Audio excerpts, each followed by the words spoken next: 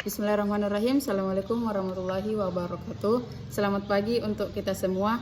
Yang terhormat dosen pengampu dari mata kuliah Perencanaan Kawasan Metropolitan, yaitu Ibu Despri Nur Anissa Ahmad, ST MSc.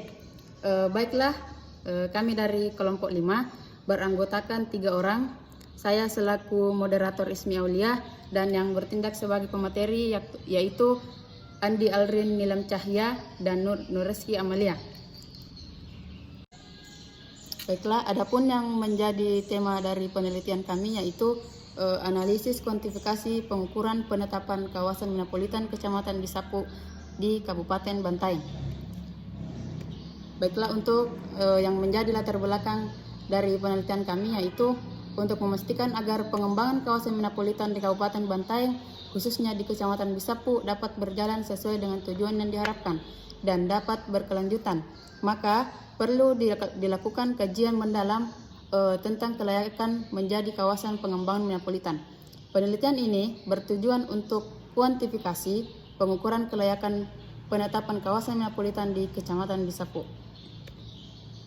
Untuk lokasi dan waktu penelitian ini dilakukan di Kecamatan Bisapu pada tanggal 12 Mei 2023 dengan melihat kondisi existing seperti mengenai teknik sumber daya alam, infrastruktur, dan sarana produksi, sosial ekonomi masyarakat, kualitas sumber daya manusia, permodalan, pemasaran, dan pengolahan hasil. Baiklah, untuk materi selanjutnya saya persilahkan ke pemateri selanjutnya. Sekian. Baiklah, terima kasih atas kesempatan yang telah diberikan kepada saya. Saya Andi Alrin Nilam Cahya selaku pemateri pertama. Adapun indikator pertama yaitu dukungan sumber daya manusia, di mana diukur dalam 2 parameter yaitu keahlian petani nelayan dan etos kerja. Dapat dilihat pada tabel di atas di mana untuk kriteria keahlian petani nelayan mendapatkan skor 3 dikarenakan petani nelayan pada kawasan metropolitan tidak memiliki keahlian khusus, artinya mereka melakukan budidaya perikanan secara otodidak atau tidak ada modal keahlian tertentu pada petani nelayan. Dan untuk etos kerja mendapatkan skor 5 dikarenakan petani nelayan pada kawasan metropolitan memiliki kemauan penuh bekerja secara tulus apapun yang terjadi. Hal itu didasari karena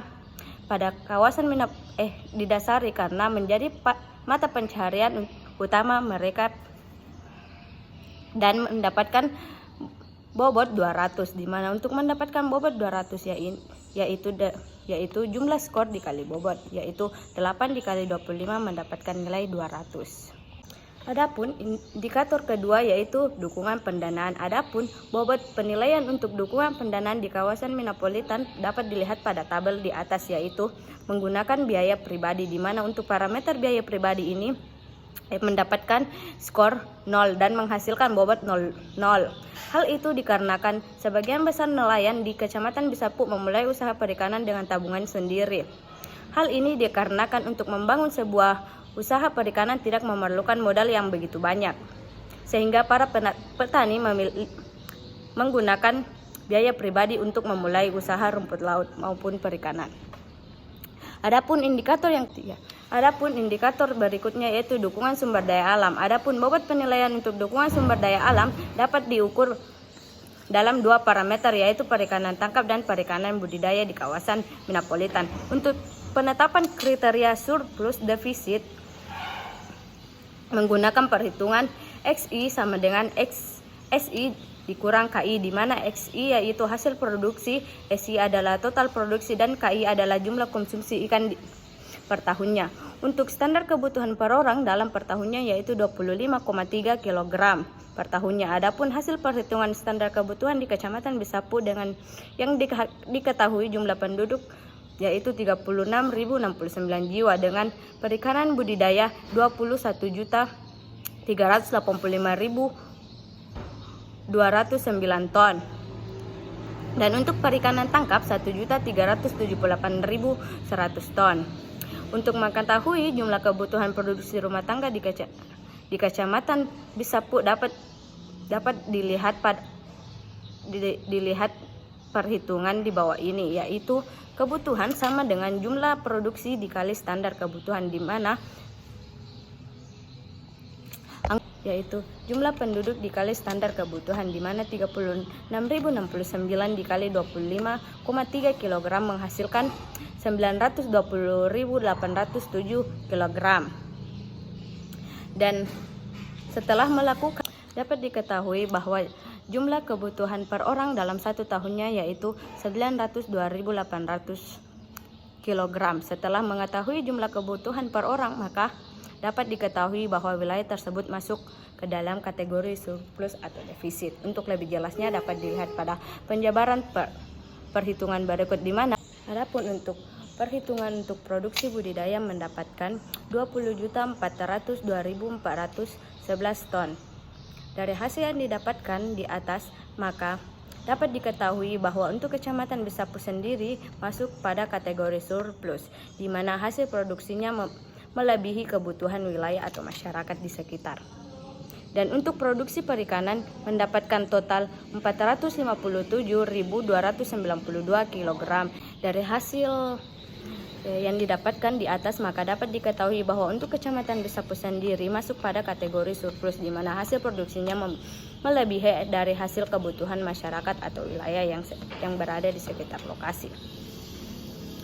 Dan dapat dilihat pada tabel di atas, di mana untuk perikanan tangkap dengan kriteria surplus memiliki skor 5, dan perikanan budidaya yang kriteria surplus juga memiliki skor 5. Adapun total bobot yaitu 10 dikali 20 menghasilkan 200. Di mana dikarenakan pada kawasan metropolitan hasil produksinya sudah melebihi untuk kebutuhan wilayah maupun masyarakat yang berada di sekitar lokasi, dan juga dapat diekspor ke kabupaten tetangga.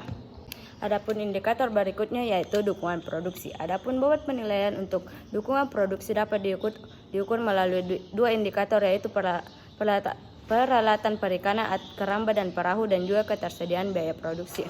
Di mana untuk peralatan perikanan, keramba dan perahu memiliki parameter kurang lengkap dengan skor 2, dikarenakan sebagian nelayan yang ada pada lokasi tersebut tidak memiliki peralatan yang lengkap.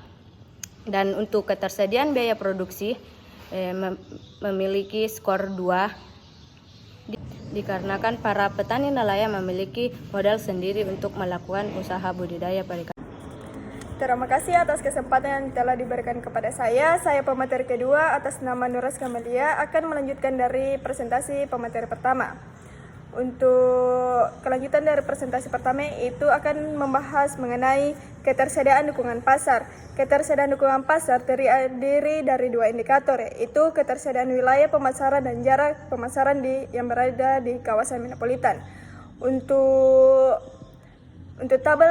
tabel di atas dapat dilihat pada tampilan layar. Berdasarkan hasil pembobotan dapat diketahui untuk pembobotan dalam indikator dukungan pasar mendapatkan bobot 60 dengan parameter penilaian ketersediaan wilayah pemasaran mendapatkan skor 3 karena pada kawasan metropolitan terdapat pasar sentral yang menjadi tempat pemasaran ikan serta terdapat tempat pelelangan ikan atau TPI, dan jarak pemasaran mendapatkan skor 3. Hal itu dikarenakan pada kawasan metropolitan jarak pada tempat pemasaran yang sangat dekat. Selanjutnya, dukungan lembaga. Untuk dukungan lembaga sendiri terdiri atas dua indikator, yaitu terdiri atas beberapa indikator. Namun untuk kawasan metropolitan sendiri pada dukungan lembaga hanya diambil untuk satu parameter, yaitu mandiri di kalangan masyarakat. Hal itu dikarenakan tidak terdapat dukungan dari lembaga pemerintahan. Untuk memulai usaha metropolitan sendiri, masyarakat memulai dari hasil tabungannya sendiri.